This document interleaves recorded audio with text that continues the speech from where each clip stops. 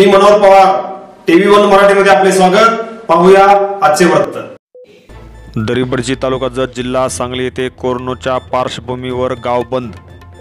दरिबडची तालुका जत जिल्हा सांगली येथे कोरोनाचे रुग्ण सापडल्यामुळे गावकऱ्यांनी निर्णय घेतल्यानंतर संपूर्ण गाव 2 ते 3 दिवस बंद करण्यात आलेले आहे। या गावामध्ये कोरोनाचे रुग्ण वाढत आहेत, त्यामुळे ग्रामपंचायत व गावकऱ्याच्या वतीने संपूर्ण गाव बंद करून कोरोनाची साखळी तोडण्याचा निर्णय गावकऱ्यांनी घेतलेला आहे।